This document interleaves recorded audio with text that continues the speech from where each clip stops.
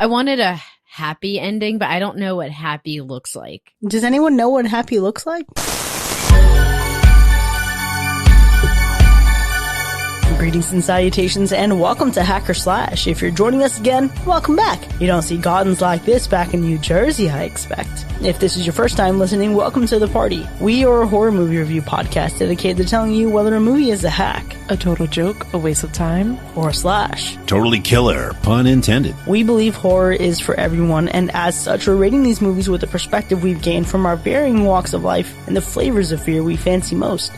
My name is Chris. I'm your friendly neighborhood slasher enthusiast. This week I'm joined by the Superfly Space Guy Mac. I don't believe! The Gore Lover Alexis. Sweetie, I believe you broke my legs. And the Cowardly Creeper Ryan. Well, she's Old South. She thinks women still curtsy. We're back at it again with another film voted on by the patrons, but this time, things got a little spicy. Before we get down to business, though, we have some follow-up. Let's follow up on a movie. Recently, we reviewed the movie Lizzie. We asked our listeners, dear listeners, what do you think about this movie? 50% of them hacked it, and 50% of them slashed it. That's 2 weeks in a row where we have a 50-50 vote, and it feels suspicious. It does. Yeah, it does seem like that. Well, we do have a comment from one of our patrons, Jake, who said, I feel so bad to say this, but I turned Lizzie off after 40 minutes. I did eventually finish it. This isn't a horror film. This is coming from a huge fan of Chloe Sevigny and Slow Burn. Maybe I watched it on a bad night, but it feels like one of those movies where I think the context that surrounds the subject matter is more interesting than the movie itself. If you want to watch a movie that will haunt you, watch Beautiful Creatures from 1994 with Kate Winslet. That, to me, is a far more interesting and captivating film, and that's also a true story. I'm glad you guys enjoyed Lizzie, but I can't slash this. Yeah, we actually universally slashed Lizzie, so if this feels like a good representation of who else is out there. We also want to say thank you to our new patron, Mark, for joining our beautiful family of patrons, and we hope to hear from you soon in our Discord. And that's our follow-up. Well, thank you for being one of our newest patrons, Mark, and I'm so glad that you get to join us in the nomination and voting process for our monthly slasher picks. Now, this month we had an unprecedented turn of events in our monthly voting, and 2 of our 4 nominated films ended the voting period in a deadlock tie. Now, there was no way that we were going to swing covering 2 films in 1 week with our current schedule, so we had to hold our first ever sudden death vote, where the 2 movies would rematch head-to-head with no additional competitors for a 24-hour voting period. 2 films, Cube from 1997 and The Skeleton Key from 2005, entered the sudden death vote. 24 hours later, only one emerged, and this week, after winning 52% of the vote, we're talking about The Skeleton Key. This movie was originally nominated by and heavily campaigned for months by Tony. Tony said, a great movie with a great twist. I had no idea this movie was going to trick us the way it did. I saw it with my mom and sister several times in the theaters. I can remember this movie getting 1 thumb up and 1 thumb down because Roger Ebert didn't understand what happened.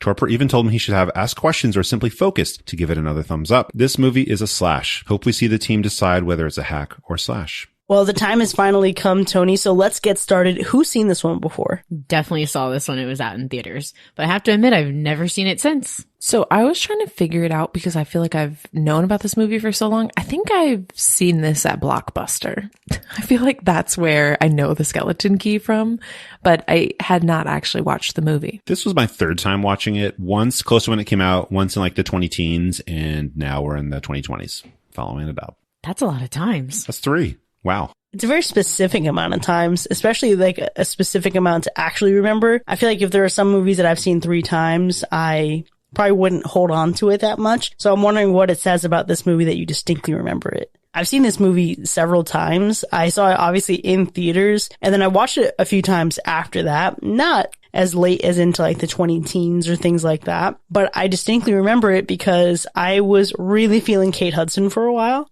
specifically because she's the daughter of Goldie Hawn, and Goldie Hawn was very popular in our household. I watched several Goldie Hawn movies growing up, and it's one of those movies that I remember having fond feelings about, but I didn't know how it would age, especially now that we've seen movies that take similar mechanics or similar twists, or take the premise of this movie and stretch it out for an entire runtime instead of baking it into the end. And it's something where I just didn't know how it would taste all these years later. Well, you know me. I refused to watch a trailer. I did not read a description.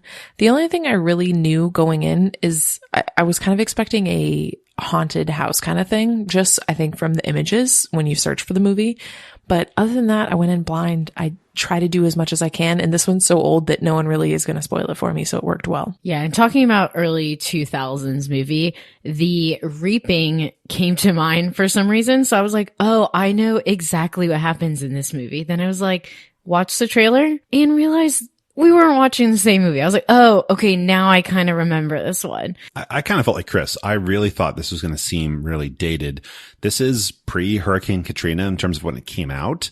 And this is years before we get something like True Blood or some other like Southern Gothic horror themed TV shows and films. And I just knew that this was going to feel hardcore like 2005. Feeling like hardcore 2005 is a great way to summarize what you could expect going into this. And I will say that in 2005, I wasn't in a place where I was so turned off of Southern set movies. Now that I'm in my 30s, I'm really fucking over it.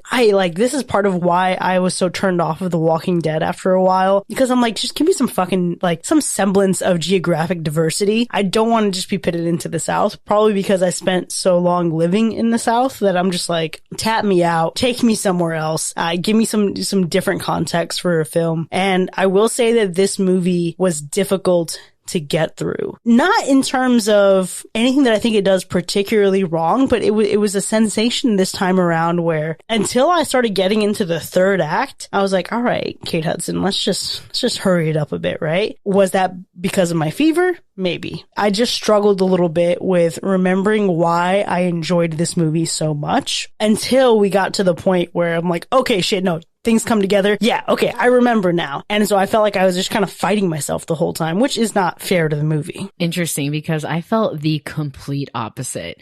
I like my 1:30 run times. This one was about 2 hours. So I was like, okay, shit, it's pretty long. But the pace on this was really thought out, and the actions were fleshed out a little bit more too, which I appreciated. And I just thought the mystery that was in this movie is what kept me throughout. I'm like, is this where this movie's going? No, it's going a different direction. So I appreciated that, and I felt like that helped with the pacing of this movie for me. I'm going to go ahead and say it. As much as y'all were talking about how is this going to age, this movie doesn't age that bad. This movie doesn't feel like some antiquated 2005. 2005 is 17 years ago. That's like a whole almost adult. That person can enlist in the military. This movie does not feel that old. It definitely, there are some scenes where you're like, all right, this is a certain era. And obviously, visually, it doesn't look up to date, but I feel like the story holds up as far as, from 2005 to today. And the other thing about it is, kind of similar to what Alexis was saying. It does have this mystery bit to it. And I think it's important that you guys have seen this and I haven't, because I think my experience watching it would be completely different if I already knew what was going on. But since I'm trying to figure it out the whole time, I'm in there. I'm part of this movie. I was engaged. See, I felt really conflicted while watching this. I remembered it as being this by the numbers Southern Gothic supernatural thriller, but I didn't pay attention in my previous viewings to how it had this completely confused treatment of race in the film. And my general viewing experience this time was kind of, again, by the numbers, but that just kind of slowly started to irk me as I made it further into the film. Yeah, no, for sure. There are some things that I think can irk you as you get further in, especially looking at the plot line that this movie has and the way it kind of turns things on its head. This movie, though, I will say wasn't as bad as I was expecting in terms of its age. Granted that, Ryan, to your point, right? 17 years. Someone could be a whole fleshed out, almost adult by this point from as long as this movie has existed in the world. And I think even in terms of its cinematography, it doesn't suffer a lot of the pitfalls that a lot of 2000s, early 2000s movies suffer from, right? I famously dislike so many movies that came out around this time. And even some of the best ones that I've seen have a lot of things aesthetically that I hate. But this movie felt really well-rounded in terms of that visual experience. And I think if not for the pacing, that was a struggle for me. Overall, it didn't feel like something that was exclusively made in the early 2000s, which is surprising. Yeah, that is surprising. And thinking about how young I was when I watched this movie. I was 15 when I saw it in theaters. And what surprised me the most is that I saw Kate Hudson's side boob in this. And that surprised me so much. I was like, do I not remember this? I can't believe this is in it. I know this is very superficial, But that is an element that surprised me while I watched this. Side boob? Are you struck by the scandal of side boob? Like, what's the problem with side boob? No, nothing's wrong with side boob. Are you just impressed that she lost like 60 pounds in between being pregnant and then being in this film and then looks as good as she does? I'm not saying anything's wrong with the side boob. I was just surprised I saw a side boob besides my own side boob when I was 15. It was just a very shocking thing. I saw nudity in this movie. Girl, you were watching way worse shit around this time. I don't know what you're talking about. You're right. I had watched Rob Zombie by this point. I don't know what I'm talking about. Never mind. Yeah, what the fuck? You talk about, oh my god, House of a Thousand Corpses came out before this. What are you doing? Well, the thing that surprised me was mostly that there was actually really good performances here. I felt like we got some people doing some good work. But the thing that disappointed me was the thing that irked me, honestly. It was the fact that the story nearly ignores the black people in it, even though it like essentially focused on a couple of them, you know, minus some tokenism that we get. My biggest surprise is the twist that it takes and what it relates to in my mind. And I don't want to talk about it now because it is a bit spoilery if I connect it to another movie that's more modern. But it's not that I didn't expect it, but once we got there, I was like, wow, this is so insert a name here. And I wasn't expecting it at all. It was, I don't know. This is a very, I feel like, unique story for its time. It is, but I think the movie that you're thinking of, right? It's taking a slightly similar mechanic, but turning it on its head, because in this one, it almost vilifies it to a certain degree. And it's almost like the reclamation. I think the more modern movie that you're thinking about is more like a reclamation of what this movie was trying to do. Agreed. It's a cool twist, right? It's like, whoa, 2005, what the fuck's going on here? But then again, to see it A, reclaimed, and then B, done so much better so many decades later, it felt like it was a better move, that it needed more time and to be made by the right person. This movie was also just not scary either, I think, by like any standard. I'm sorry, 2005 or 2022, like I did not feel that there was any sense of fear.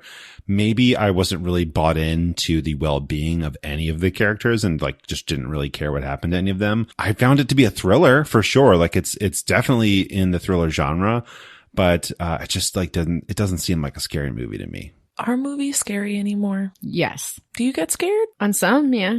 I feel like I don't. But also, yeah, this movie's not scary. But I want to be scared. I miss being scared. I did not find this movie frightening either. And I think it's because they don't use like cheap things like ghosts, like, or spirits in this movie like they typically do in Bayou movies and Louisiana movies. So I'm glad they didn't explore that per se. Like it wasn't like, let's see a scary spirit or let's see something that let's do a lot of jump scares. Like it didn't give you that sort of frightening factor. But yes, it was butt on the edge of the seat thriller for me. Yeah, I didn't get that excitement at all. I think I got intrigued.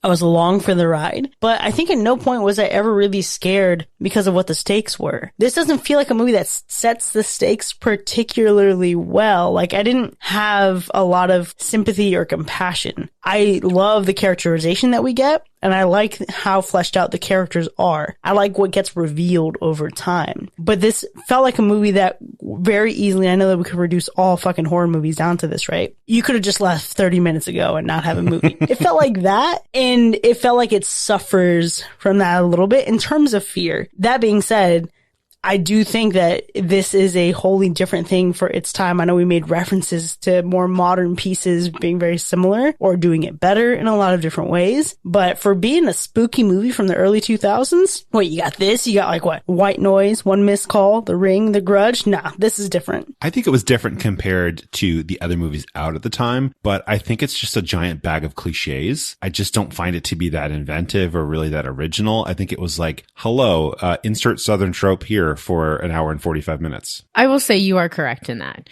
This movie, for the whole, we are set in Louisiana, everything rings true for that. But I think the storyline and especially the ending were definitely original. And then I think about the reason I'm overwhelmed or like just numb to these Bayou movies, these spirit and cult, is because I've seen so many. Yeah, I think it gets original for like the general storyline for its time. I do just want to note that what's not original in this movie are the horrific accents. That's about it. says the woman who loves to do a Southern accent. One was British. The Southern accent went British. It also went Canadian at some point. It was so far off. So does yours. You could be in this movie. My Southern doesn't go Canadian. They're separate. I will say, though, that one of the best things about this movie comes down to the way it wraps up and concludes.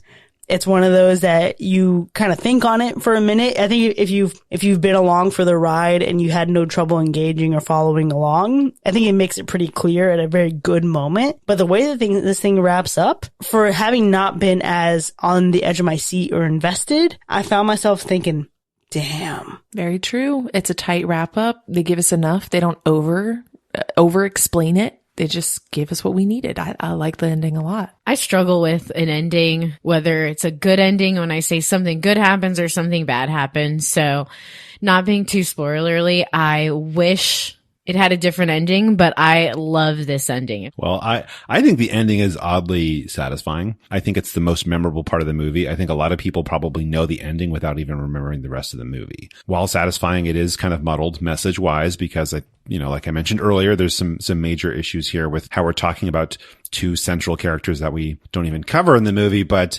I think if you watch it and then 10 years later you think about the film, you're going to think of the ending 100%. Oh, absolutely, because it completely reframes every experience you've had in the movie leading up to that, which is a really cool impact to have. Now, obviously, we've had a lot to say here in terms of like our initial impressions, but we'll see how this movie actually fares in its scoring. Before we get there, Alexis, how many people died in this film? We had a total of 2 deaths in this movie. That we specifically see. That you specifically see, yes. What about the animal report? It's like not vegan friendly, but it's pretty chill. Let's go ahead and make our way to our ratings then. The Skeleton Key from 2005, as voted on by our patrons, nominated by Tony. Was it a hack or a slash? I think this movie hits like a good enough standard for me, especially nearly 20 years later. It's a decent enough thriller. It has solid actors, but it just missed the mark of being good with its overuse of Southern-related tropes and its near erasure and total misuse of Black characters. It's kind of a middle of the road. You'll probably be fine with this kind of a film. So I think it gets a slash. Maybe not the strongest slash, but a slash. I think I look upon it favorably when I think about it. I was actually looking forward to this. I did vote for this in the poll, so I don't know if I'm giving myself away there, but I generally have kind of positive feelings about it, but it is one of those things, like Alexis mentioned, that I wish I could go back and change some stuff about. I'll double you one. I do agree with the Southern tropes, for sure. They're filled with that. This movie isn't scary and it lacks gore. There's only 2 deaths and they're not gory at all. But this movie was so entertaining, even if it was 2 hours long. This movie is so eerie, and I know it's the factors that are the great cast, the story writing, and the cinematography in this. The beauty and eeriness of this house and the surrounding setting really helps build the suspense of this movie. And I feel like it's definitely worth watching, especially if you love mystery, if you love thrillers and a twist ending. So I'm definitely giving this a slash. So you both have said things that I agree with completely, Mac. There absolutely is a misuse of characters, and there's like a mishandling of race. There's a mishandling of so many like Southern tropes and stereotypes. This movie's greatest downfall is not in necessarily the team that put it together, but the fact that this was made in 2005. Right? I think if you have Kate Hudson starring in this movie again, you have anyone else starring in this movie again, you get a different movie today that would still be good. However, Alexis, one of the things that you said was that we had 2 deaths and they weren't gory at all. I found the 2 deaths in here to be so harrowing and visceral that I could not get the image out of my mind when I first saw this movie. And then it's one of the only things that brought me back into this like, fuck, I forgot how shocking this is to actually see on screen. And it's so painful. And I think for as much as this movie missteps and mishandles a lot of things, it really kind of grounds you in that pain. And then it kind of, that moment kind of anchors you into this, like, how do we go forward from here? And then what's really going on? This movie is not as exciting overall as I remember it being, but it's still a really competent movie. Even though, Mac, like you said, there are some things that would need to be fixed. Right? There's some things that need to be done better this time around. But overall, it's got a twist ending that I didn't see coming at all when I was a kid. And I was reminded of how solid a twist it was this time around. And for that, it's a slash. Okay. I was not anticipating a slash from Chris, obviously. It really seemed like we were going to get a hack here. Honestly, I wasn't expecting where we're at now at all. I find it interesting that you bring up those kills because I actually forgot what I felt until you just said that. And what I felt was what you said. It really grounds you in those feelings, and it's horrific. But also, I felt like it was glossed over a little bit. Like that was a really, really intense moment that we just kind of like kept going from. And I was not prepared for it, nor was I prepared to move on once we got there. Yeah. And you're exactly right. Being made in 2005 is the downfall. And I don't want to make an excuse for how this movie handles some things because it's 2005, but we do have to address the fact that where we're at now is not where we were at then. And so things are just not right. And they wouldn't be right today either, but they'd be a little bit closer. However, I really enjoyed this movie. I had such a good time. Me and my roommate sat, had a couple drinks, watched this. Literally the whole time we're like, oh my God, it's this. We're making bets back and forth about like if there's going to be like a monster, a ghost, if it's a real person, if it's a dead person, what's happening in this house. And it was just so good. I felt like the thing that really kept me in is the way the story connected. It wasn't just like they were telling me stuff or trying to make me believe something that didn't make sense. It really went one thing to the next thing to the next thing. And we get to the ending and it wraps all up. It's such a nice bow. And I enjoyed it so much. So this is a good, solid slash for me. And I'm so impressed that we're universally slashing this. But this is like, I don't know. This is a really good movie for 2005. Okay. It's got to be said. 2005, it was not a good time for life. In movies, it was a rough time, and I really enjoyed this one. And with that, the Skeleton Key from 2005, which has been campaigned for so hard the last few months by our patron Tony, has earned a universal slash. Now, if you were to find this movie streaming online, it would be for purchase or rent, so up to you if you want to pull that trigger. But either way, join us in the second half so we can break down what we love together. We'll see you in a bit.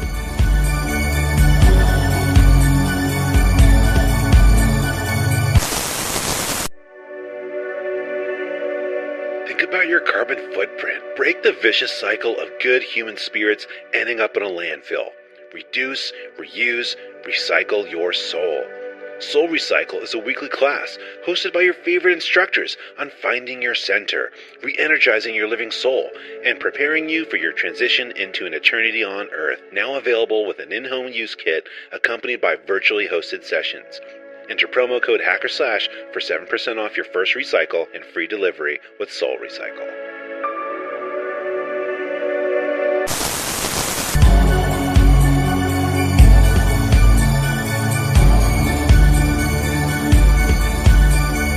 Welcome back, folks. You are now entering the spoiler zone for the Skeleton Key from 2005 as selected by our patrons twice in a sudden death vote, which is earned a universal slash. Now, we have a lot to get to here, but before we get into the specifics of our ratings, we have the matter of gore to attend to. Alexis, what's the gore score for this movie? If you're going by actuality, whether there was blood present or not, it is low. But I do want to have a conversation about the kills in this movie. Chris and Ryan, you both made really good points during your scoring that this movie kind of glosses over these horrific events that occurred during this time. And I think what I appreciated is that these characters did end up getting vengeance on their part, which I think made the story better. I think it's really muddled, right? So because we know that they're persecuted, we know that they're lynched. At the end of the film, then they're also, though, presented as the antagonists, like they're the bad guys here doing this to this poor girl. And so this is where I think the film could have had a clearer message and could have done things a bit better. I also think it's kind of crappy that they really didn't develop those characters at all on screen. There's no flashback scenes. There's nothing. There's like a few like photo glimpses basically is what we get. And I'm not saying I needed 30 minutes, but I think if you're going to literally lynch two characters on screen, you can't just like talk about the fact that it happened and never mention it again. That sucks. In a short story too. Like it's very short, and yeah, there was even no mention of the parents, and I get like the kids too. They had to have that for the twist ending, but still. I just feel like if there were more flashbacks, we would have probably figured it out a little too soon, and it would have made the story a little bit more stale. Like part of what was so good about it is that you didn't expect it to be what it was, because it didn't necessarily give it away. Maybe you didn't expect, but I got full Chucky vibes. Well, there were hints, but like if you are just watching this for the first time and you don't know what's going on, it's not clear what it is. It's a possibility, but it's not clear. Yeah, to be clear, they do say that it's a ritual, right? But it's one that he didn't get to learn how to use fully before he was killed. So they kind of set you up like, maybe that's a path to go down. Oh no, wait, he was violently killed. Here's this whole fucking flashback about it. And then you're not really left with the bandwidth or the runway for, could this be what's happening? You constantly think there's something different that's going on that's also sinister. I am confused on one death, not really a kill, but the elderly gentleman from the beginning of the movie. Don't downplay that though, because like that would be horrific to see. And this is another one of those, I think I can only ask for so much. I know that because I don't want a 7-hour movie, but I feel like they could have gone into more of the stuff that she had to go through, right? But they like literally, the emotions. They said everything they needed to say. She's a hospice nurse. She saw this man die. She clearly felt bad about it compared to everyone else. And left her job for it. Yeah. And then they said he would be proud of you, which let us know that her dad died. That's all we needed. That was everything. What do you want? Biopics on every single character? You could never satisfy. I've watched too much TV recently. I have not been watching very many movies aside from movies for the podcast. And so like, I feel like with all the TV I watch, they do get to like explore everything. Yeah. So it's been spoiling me. Absolutely. I would argue unnecessarily exploring is sometimes what happens in series that go on for too long. Have you seen The Walking Dead? I haven't watched the latest season, but yes, absolutely. 3 episodes of Coral. Get back inside Coral.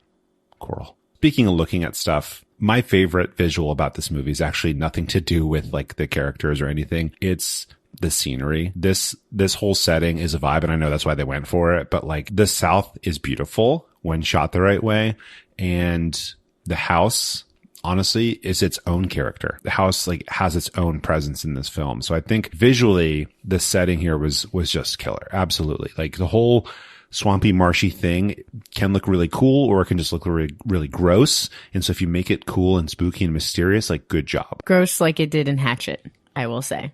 Because it was nasty in Hatchet. Yeah, it was especially also, when they were on the boat. It just looked bad though at the same time. It was definitely not in Louisiana. So I agree. I love the house shots. They're like super beautiful. They're also creepy. And it's funny because his house is white, but with the shadows casted on this house, it almost looks gray and or black in some scenes. And then at the end you get it and it's like fully lit. So I just love these comparisons, and I don't dig deep into the meaning. So I just like the contrast between the two. But I think visually my favorite scene, my favorite just look was when Kate Hudson was walking through to the attic, and you could see her through the keyhole, because keyholes are terrifying. They used to be so big you could see a lot of things going on. Now you don't see too much. But my grandparents had an older house in Cleveland, and they had like, I swear, almost keys like this. Not typically. The front door did. But inside you could see in these holes, and it reminds me of like my childhood, and it was creepy, but just to be able to see her walking into the attic area and seeing her through that keyhole was perfect. Is it just like the Black Christmas vibes? Is that what's doing it? Possibly. So I also have a very specific thing visually that I enjoyed. First off, this movie definitely got me because I have an especially strong wanderlust need to go to New Orleans right now. And so it's like perfect timing. So I was all in. And like you said, the swamp can be so beautiful. The South can be beautiful when shot the right way. I had a small thing that I thought was really interesting, and it is her little red bug driving through, because in those scenes, everything is so unsaturated, and I just stole Chris's visual element. It was honestly, I felt like someone had to say it because it was just so specific and intentional, and it was this kind of bland environment with this bright red car coming through, and it always stood out every single time you saw it going down the road. Every time it pulled up to the house, it was like this very specific element, and it was so cool to see. I really, really enjoyed it, and I really enjoyed what they did with it. Okay, yes, 1,000 times. Also, I'm so furious because it's one of the only things I really wanted to talk about. However, here's why. A, I love You think about photography, and we think about leading lines, and we think about how our eyes move through a frame in whichever direction, right? And here it's a lot of left to right, and we have these beautiful patterns of the tree line. And yeah, we have that red bug, and it does break up and add so much vibrance and life and color to an otherwise dull area that is still beautiful in its own way. So that's cool. Why I particularly loved it was because we talked about earlier, Kate Hudson being the daughter of Goldie Hawn. Goldie Hawn was in a movie in the 70s called Foul Play with Chevy Chase, in which he also drove a yellow bug. And there are just so many iconic, like, sweeping shots in the beginning of that movie with some Barry Manilow music playing. And this moment in this movie sent me back to some good warm and fuzzy feelings. It's not something that this movie should actually get credit for at all. Like, I totally get that. However, it was something that was really, really pleasant. Yeah, agreed. It was such a lovely little thing. With that being said, I kind of struggle with my favorite scene. I think it's probably when the old man is like crawling across the roof, because it's the first time that we get like confirmation that something's wrong. Like, okay, this man is supposed to be paralyzed and is now crawling across a roof to escape. And I think that's like when my alarm bells go off. Obviously, we knew something was going to go wrong, but that was like the first big thing. It was kind of interesting. I did say Ben escaping was so crazy, because that's when you're like, okay, I don't know. I thought something was going on. I don't know. I just thought he was just getting old, and then realized he was trying to escape and then help me on the sheets is kind of crazy. The ending is my favorite. And I want to clarify I didn't appreciate that Kate Hudson died when there was some transference there. So like, I wanted a happy ending, but I don't know what happy looks like. Does anyone know what happy looks like? I don't know. Now that I'm thinking about this, because I love the vengeance part. The vengeance that they're like, okay, this is how we died. We are going to curse your family. And that's what I thought it was at first, but then it looks like it became something else. Like it was more of, hey, we want to stay young. Yeah, they're transferring their souls. They're staying alive. But it was a twist that I wasn't seeing. Like, I just thought, I thought Violet was just trying to stay young, drink the well water, like actual Violet. But then I realized there were so many clues in the beginning, when Luke is talking to Caroline and Violet comes in, she's like, so you two kids are getting to know each other now. And then he says to her, you're the only woman in my life. And I was like, to me, that just went over my head. And then Violet, when she was disappointed that Caroline didn't have a Southern accent, went over my head too. And I picked up on those. I was like, man, it was right in my face the entire time. Yeah, there were so many things. The pictures were the first indicator that like why would you have a picture of the family that you bought the house from 60 years ago, and specifically the kids, and then specifically the kids and servants. And there were just a lot of little things. And now that I know it, I love it so much. And I think there were enough hints to know that something that had to do with like possession or souls or something was going to happen. But I did not expect this, servant couple is now past their souls into several generations of people. And the old man has got this young man inside of him that's like trying to get out, and the same thing's going to happen to Kate Hudson. Like, there was just so much that I never expected. I only dislike the fact that I never got to see Chucky successfully make this happen once. This is just, they're living Chucky's dream here. And I want to see it happen. I want to see him win. That's what I do like about the fact that happened. I mean, it's kind of awesome to get a main character that doesn't make it through, that struggles the whole time and still loses. I like it when evil wins sometimes. I think that's a great way to end it. And I think it's so memorable. I actually have a least favorite scene, and it's on the way to this. And it's when Caroline's in the attic, like trapped in the circle, just screaming, I don't believe. And it's like, you obviously do though. If you say it enough, it will come true. Yeah, that's not working, obviously. Like, you got spooked. You're into this. You totally believe. So just like give up, or I don't know, push the mirror away as it comes towards you. You talk about that being your least favorite scene, and I have a few things that I really enjoyed in terms of scenes and moments and things like that. That one didn't bother me as much, but mine does have to do with the addict. I absolutely love this moment where she finds the record for the first time, and she's kind of in this like race against the clock with Violet hearing something and going to check to see if she was upstairs. And we don't know exactly why it's obviously we know it's a big deal, right? She shouldn't be in there. But again, I want to point out that, you know, this is a movie where had she just had some sense to either mind her business or stay or leave 30 minutes before, we wouldn't have a movie. So a lot of what she's so afraid of doesn't make a whole lot of sense, but you still feel that tension. You still feel that, oh shit, I've been in this attic. I've been in this little cubby room. I have to get out of here. I dropped the record. I have to go get the record. I love that fast pace in the moment because I feel like that's the kind of pacing that I needed to stay invested the entire movie that we didn't always get. I will say though, in terms of least favorite visuals, I would have had a fucking asthma attack at the 30-ish minute mark of this movie with as much fucking dust as in there. It's something that drives me nuts seeing people in horror movies get significant amounts of dust in their face and not really reacting to it. I wish I had any kind of thing in my body that would allow me to react to dust the way you do, but I die. I wish we could have seen Caroline's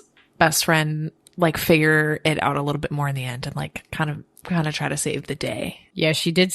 She was very hands off on this movie. Yeah, because she was a token black character. That's why. Yes, but I just think like I don't disagree with you, Mac, but what I think, I don't know, there was just a moment at the end where she was like catching on and like, it'd be nice to see like a little something, you know? This movie made me want like a sequel. Like, what do we do next? How does she figure it out? How does she save the day It was next? Get Out. Yeah, so that's the thing. This is the Jordan Peele of it all. This is the insert the blank. This movie is so Jordan Peele, but it's such a good Jordan Peele, you know? Like, he could redo this and make it better. I mean, I guess Get Out really is. But it's different. It's not quite this. It's not quite Get Out. No, it isn't quite Get Out, but it's like if it had the, 10th installment where it's like, or someone redid it and like, they figured it out. They've been doing it for a while. Now there's like a cult behind all of this. Now everyone can do it. Cause that was the first stage. That was the beginning. Like, how do we do this exactly? Yeah. Well, I think it's exactly what Chris said. The Get Out version of the storyline is kind of the reclaimed version that has a different feeling about it. Yeah, so that's the thing, right? So like this movie is on this premise of like, okay, we can look at who wrote this movie. We can talk about the experiences that led into like the writing and the creation of this film, etc. This is a movie about people who have to survive in different bodies. And it's no accident which bodies they are able to live in. Right? They're able to live on in white bodies who can be seen as landowners, things like that. And it adds this really chilling element to the story. Get Out, though, is the reclamation of that mechanic and pointing out the disparity in like how people are objectified. And so it's a similar thing in terms of like putting your consciousness into another body, but it's the inverse, which is why Get Out is so brilliant. It's still rough. Either way you do it, no matter the direction, it's a rough concept to consider because there's nothing cool about it either way, whether it's being done to black people or black people are having to do it just to be able to survive in our society. With all of that being said, as we go in to talk about characters here, I have to reiterate how much I hated all of the accents in this movie. And it ruined every character almost. I mean, thankfully Kate Hudson was not trying to have a Southern accent. She's from New Jersey. Right. But she wasn't trying, right? So she was fine. But even, I mean, Violet's accent, it was okay sometimes, but pretty rough. Truly, that lawyer, worst thing I've ever heard in my life. And then it was just really interesting the way they wanted to talk about people's accents and where they're from and everything when all of it was so bad and felt so inauthentic. And it is what Mac has been talking about the whole time. It is just a gang of tropes and stereotypes and things that we think people in New Orleans would do and sound like and look like. And and then like bringing in like the hoodoo and all that stuff is just it's just a little too on the nose. I would say that the real estate lawyer was so on the nose. I've heard that accent many times for people trying to, including Mac. It sounded like Mac. I don't know that that's a route I would go because I've actually never been to Louisiana, so I don't know that that's the route I would go if I was trying to get to Louisiana in terms of accent. But I feel like I would definitely go like people who hunt alligators. That's the target I would go for voice wise. I like how we get so in depth to Caroline's character in the beginning. And I want to say she has this character arc, but honestly, I can't tell about the end, but I know you just really see, hardworking, caring person she is within the first 15 minutes. And I think that's kind of why I was invested. She is caring, but she did steal from the old man. But they were going to throw stuff anyway. She like took his, keychain and used it. And, she left her job to stand up for something she thought was right, that they as people are having their boxes thrown out and their personal belongings like they're nothing. Yeah. So let me tell you how much my sentimental, nostalgic heart loves Caroline as a character in this movie, even though she absolutely should have minded her business at some point, right? At some point, you gotta draw the line, Caroline. What are you doing? That's someone who can afford to apparently lose her fucking head. I absolutely love the tragedy. Oh my God, that sounds so bad to say. I love the tragedy that this movie begins with. This really quiet, unassuming moment when she's reading Treasure Island, which serves as a precursor and like foreshadowing for what's going to happen later in the movie. But we have this moment where she's reading to this man in the last moments of his life. And how sad that must be to be with someone there in their final moments and then to see that cold, harsh reality. And to think that it's not that the humans in that facility are any less capable of love or any less capable of compassion, but this is just how they have to guard their heart and continue on to do the work that nobody else on earth wants to do, but they think that they're the best suited to do it. And there's a level of that is honestly really understandable, but I could never do that. I'm not built that way. Bro, hospice nurse, next level. I kind of don't understand anything about hospice and how people can deal with it, but to be someone that cares for people who they're on the path to death, I don't understand. It's an inconceivable job to me. Yeah, I could not. And look, I've said it before. The only thing that I have left to fear is this like crippling march of time and the reality that I'm technically supposed to outlive everyone in my family, being the youngest, right? Like that is just the last thing that I have that I'm like, I'm really dreading this one day, right? And I should be at peace with that. However, this movie and the way that Caroline's entire path is shaped because she went out and had some time to herself and she thought she had a little bit more time with her dad, not knowing that she was losing him. That is emotionally devastating. And I can appreciate how much it has changed her in terms of how far she'll go, how she'll remain convicted in her beliefs. It really adds like this emotional underscoring to the whole movie that carries it throughout its runtime. So even the moments when I was bored, I still cared. The thing that bothers me about her development, though, is that we get that like Alanis Morissette understanding of irony. And it's like, oh, wouldn't it be ironic if she ends up as an old person that's helpless and then dying? But that kind of bothers me. Yeah, it's a little on the nose, sure. But I think the wins that we get in terms of like who she is in her heart and her level of humanity, I think that outweighs how heavy-handed the irony is. I didn't see the irony until it was pointed out here.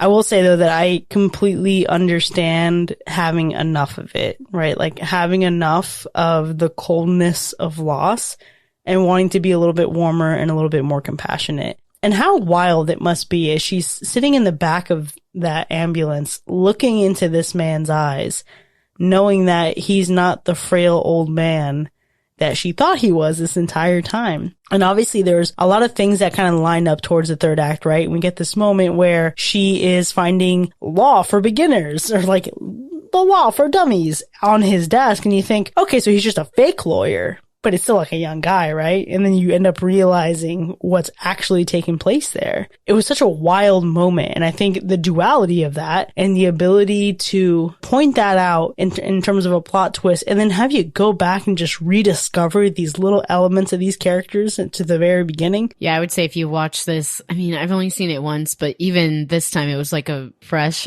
watch for me, but I feel like I want to go back and watch it again to pick up on those snippets. The one thing that I wish they did, and it was the worst part of the movie for me, is I wish they had more Jill. And the Jill we had, like, I just don't need them just talking about stuff at a bar. Like, the bar scenes also were the worst part for me. I just don't get it. Like, we know what nightlife is like. We don't need a movie to describe it. Plus, like, it interrupts the mystery at some points. It's building a suspense and then she goes to a club and talks to her friend. Like, to me, it'd be more beneficial if she invited the friend and then they went upstairs and discovered or something like that. So basically you want the friend from Get Out. Exactly. We need someone who can say, get the hell out of there. Yes, we do. I mean, to be fair, she did. She did say Yeah, that. that's true. Several times. Many times. And she also said that she doesn't believe in something, but she knows better than to fuck around with it, which is the most relatable sentence in the whole fucking movie, honestly.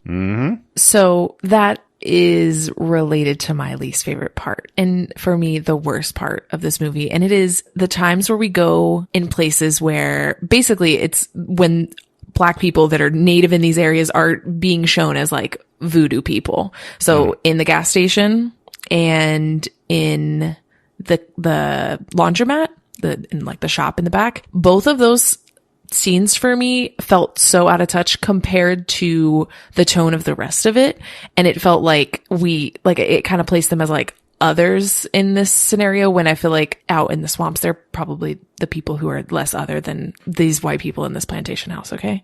I don't know. It just felt weird to me. I didn't enjoy it. I didn't really enjoy the way that they approached like the whole voodoo or hoodoo part of it. I mean, I think there's always a really like negative connotation when white people are talking about stuff like that. Even literally me right now talking about it, I think is probably not as cool as it could be, but there's just something about it that's just kind of like leaves a bad taste. And I just didn't enjoy it. And I know that that's kind of the point of the movie. It couldn't have been done without those scenes, but I think they could have been done differently. And in general, the whole story could have been done in a more sensitive approach. 100%, Ryan. I would agree that's the worst part of the movie. It actually reminds me of Hatchet and what they do with Tony Todd's character. And it's honestly just like, it leaves a bad taste in your mouth. And it's something that I think this movie, were it made now, could have been handled so much better, or with much more reverence, which obviously, like, right, times change. Hopefully people evolve into some measure, and we have so much work left to do. I do want to acknowledge, though, that there is something about this movie that I think is a best part. Obviously, I slashed it and talked about the worst part. Ryan, I think you said it beautifully. No need to go further. It is the impression of the understanding of time and time passing, and how Caroline is dwelling on the time that she didn't have with her father, and how in retrospect she thought she had more time to care for him, to do for him what she does for strangers. And there's a moment when Violet says, "You think too much about the time you have left. You don't spend it living." And when I tell you that quote was exactly the amount of therapy I needed this week when I was laid up in bed. No, like seriously, I am someone who gets trapped inside my own mind of like, what's going to happen one day? What is going to happen one day when my mom gets sick and she can't completely care for herself, right? Like, what's going to happen with the house? What's going to happen when my father eventually passes away? Am I going to go to his funeral, given the whole family situation? Like, there are so many things that, like, for some reason, my really dumb brain just, like, will fixate on in the middle of the night. But this quote, and the power of that quote, and the power of how this is framed within the context of the story was so fucking good that I found it really cathartic. So props to the movie for that. It's really a Chris Rojas special, like a very specific heartstring to pull on for you, but I'm glad that it did. I try to bring the YOLO into your life because you are thinking about the future too much. Well, you guys already said my worst part, basically. This movie was just like, hey, let's get a bunch of cliches and tropes and throw them together and see what sticks. I mean, come on. They're like, okay, so we want Black people that are magical and mystical. Where there's going to be a lynching. Is it voodoo? No, we're going to do hoodoo. We're going to have this northern white woman who don't know nothing about no southern ways. It just kind of seems like somebody was writing their first novel, you know, and they go for basically stuff that they saw in other novels, and they're like, I could do that. And I could do that too. But like you mentioned, we have these characters that are not developed whatsoever, that are of central importance. You know, we've even got Jill, the friend, who would have been like a fantastic addition to this movie had we actually gotten a lot more of Jill. So I feel like this was aiming for good enough. And that's where they failed, was aiming for good enough, because I think they could have gone further with some depth, and it was just like truly shallow. That was the worst part of it. Again, like the movie itself still hits the mark of like being like good enough. Like everyone had a good time. We have a universal slash, but it lacks depth, and it really lacks some thought in a lot of cases. For sure. If you look back at the course of all universal slashes, this is not, I think, even in the upper half of the universal slashes. This is truly like a, hey, were you guys entertained kind of universal slash. Okay, we've seen a lot worse movies that y'all be slashing. Yeah, I'm not saying it's the worst Universal slash. I stand by mine. Yeah, I'm saying that in all the Universal slashes we've had, I think this movie has enough of flaws to not be anchored up at the very top of that lineup. So, I mean, I said some negative stuff about it for sure, but that's the thing is like, yeah, there's things that need to be fixed, but it still sticks in my memory. The ending is very memorable. I still find it entertaining, although now I find it a little bit less entertaining than when I first watched it.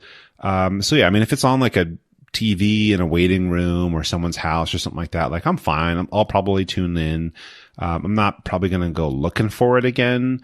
But that's it for me. I'm probably not going to like actively try to rewatch it. I wanted to watch this movie really bad with my boyfriend, but he only has Netflix on his TV. So that's the only app. So it was horrible. Yes. So I was like, oh, I guess I don't have to watch this by myself at my house, but I knew he would love it. So I obviously will probably watch this because I think I hyped it up and I made him watch the trailer. So we're going to have to watch this at some point together. Okay. First thing we're going to do here, when y'all move in together, you're getting an Apple TV as a housewarming gift because both of you are living a very weird life with just like a smart TV with one app on it. Like you just have Amazon and he just has Netflix. No, I have a bunch. I got Hulu, I got Paramount, I got them all. We're going to get you an Apple TV. Everything on the Apple TV is better.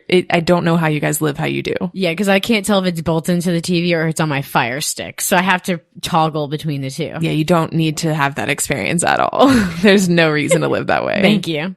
She's like switching inputs like it's 2004. So I've been ready to say it like 4 times throughout this episode, but I think now that I know what the gag is, I know what's happening in this movie, it would be worth rewatching just to pick up on even more little things that I missed. But there's so many that I can remember. I know there's got to be a whole bunch more. So I can understand why in 2005, if you saw this in the theater, you might rewatch it a bunch of times. I don't know when I will, but I'm not against it, which is rare. Yeah, I don't know that I care to rewatch this anytime soon. I feel like I had my fill, right? I watched it when it came out. I watched it a few times since then, enjoyed it now, but I don't want to push my luck with it and keep finding more things to dislike. It's one of those that was a fine ride. I think it hit me in the exact moment it needed to hit me. I think I needed that quote. I'm going to write down that quote. But beyond that, I think I'm okay not seeing this for a very long time, unless it's like a first watch or someone that I'm watching it with truly loves it and wants to experience it again. Now, that being said, I'm sure there is still so much value to gain from this movie, so let's see how Matt can educate us with fact or fiction.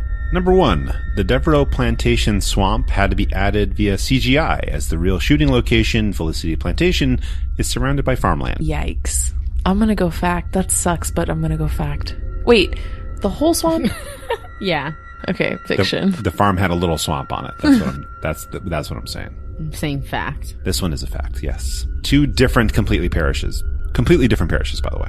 Like in the backyard where like the little boat was sitting. Yeah. That was, oh my God, yeah. Dang it, I knew that. Number 2, John Hurt wanted to perform the stunt of falling off the house, but after each take, it led to him laughing uncontrollably, so the stunt was removed from screen time. I feel like he wasn't laughing. He was hurt every time he fell. He's still old.